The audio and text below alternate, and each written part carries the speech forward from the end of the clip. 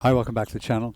This is a gear review, the second part of my review of the SmallRig matte box with adjustable clamp and filter set after 12 months of regular use. So let's take a look at what we get inside the box and how it all fits together, and then I'll give you some opinions. First of all, we get the matte box itself. This is very lightweight. It's got a single thumb screw on the top to change the flag. Then it's got a slot here so that you can put a glass filter in. There's a catch here to release the clamp and filter set. Here's the clamp unit, and you can see it retracting in and out. These jaws will bite on the edges of your filter ring. In my case, I've used a step-up ring. I'll talk about that later.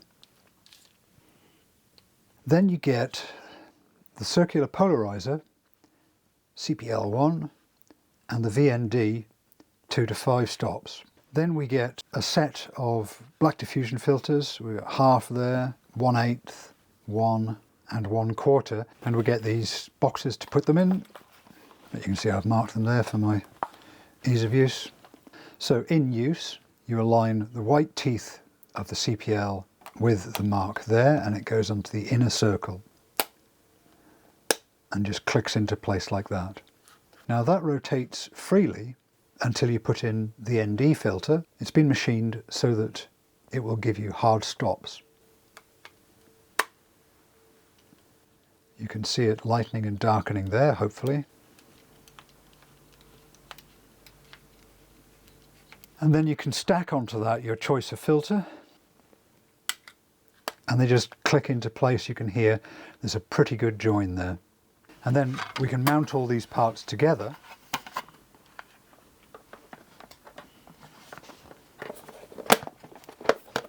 And it clicks securely into place. Then we can attach it to the lens.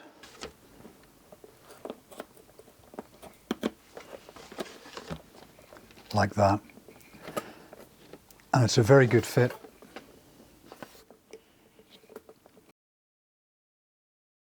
Let's talk about my impressions of the product. It's a very good price for what you get. It's comparable with the tilter system. The clamp, is it firm? It's excellent. I do a lot of skateboarding videos at the moment, and I can do my follow shots and my tracking shots and my reverse follow shots when I'm feeling feisty, and I don't have any problem with it at all. It's very, very good. And I have stepped all of the lenses up to the same size, 72mm. So this was a 62mm filter ring, and I've stepped it up to 72. You don't need to do that because, of course, the adjustable clamp means it will adjust to everything in the range, and the range is 57 to 82. So all of my lenses will fit in this just on the adjustable clamp. But there are a couple of reasons why you might want to. One is that I actually got about an extra millimeter of depth by using these step-up rings. And then the other thing is that there is a little bit of wear and tear on the ring. I think you can just see there, because the jaws are metal, so the jaws are rubbing on the inside of the filter ring, and you might want to do that to protect your lens. The other reason that you might want to do it is that where the jaws are pushed in more, there's more pressure to hold it into place. And I wanted to choose something that was in the middle that I felt was giving me the firmest grip, and this certainly works very well. Then another reason is that if all of your lenses are stepped up to the same size, then you've got a bit of muscle memory between the lenses. Everything's fitting in the same place, which I particularly like. So that's the clamp. The top flag, if you're not using a matte box and you're considering it, one of the things that I think you'll like is that it's super easy. It's easier to use than a lens cap. You've got this instant protection, and it's particularly good, you know, if it starts to rain, you'll get plenty of protection to the front of the lens from the rain or the weather from the flag. And then, you know, I'm often walking around with the camera or skating around with the camera, and I want to protect it against something flying, and you can use it just for protection. But then you can use it for its intended purpose, to control the light entering the lens, and to shade the lens so you're getting the best contrast and the best performance from the lens. And it really matters.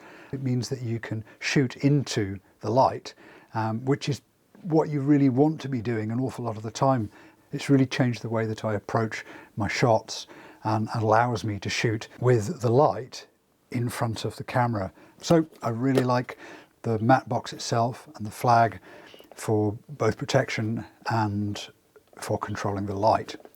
Then we've got the clamp and the VND. And one of the things is that because you can take it off, and I usually do want to travel lighter, then you can just decide what filter, which of the diffusion filters you want. You can take the VND out and still have your mist. And it's really useful and very versatile. So I think the clamp unit's about as good as it can be. Then what about the mist filters? Well, you can get pretty silly with mist filters, and here's a skateboarding video that I made where I was really playing around with it. We deliberately shot the video with Yao Skateboard's team rider Yuki Iri goofing around on his longboard, and we shot it right as the sun was going down, and I shot from both sides into the sun and away from the sun, and blew out all of the highlights, which I really enjoyed. And you probably usually want to use a quarter or an eighth, just an eighth, just to take the edge. Then we get these pouches. Not much to say about them. They're adequate. They'll give you a little bit of protection. There's a non-scratch surface inside. You can mark them, and they give you little tickets so that you can write up what you've put in them.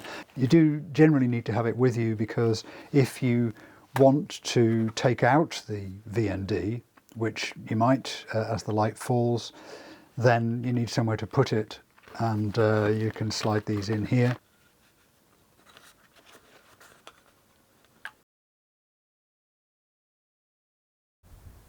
I hope that was interesting. One of the things I didn't say is that the set comes with magnetic caps for front and back of the filter set, and that's because I bought mine as an ex-demo model, so you didn't see it in the picture. But if you buy yours new, then it will have those things. So I really like this unit, and I don't have any plans to change it. I might change the way I'm using it very slightly. I'm thinking that I might put a white mist filter in here. And I think I might also buy rods, not because it needs physical support, but for two reasons. One is that the bottom of the matte box hangs below the level of the body, which means that when I put it down on the ground, it's being pushed up, the clamps being stressed. The main reason is that I hope to be able to make my lens changes more easily by sliding the matte box forward on the rods, changing the lenses and sliding it back again. We'll see about that. But all in all, I've been very happy with the unit. I can recommend it. I think it's very competitive against the other units of its price, as I've said. I hope that was all interesting and useful, and if it was, please join me again. Bye-bye.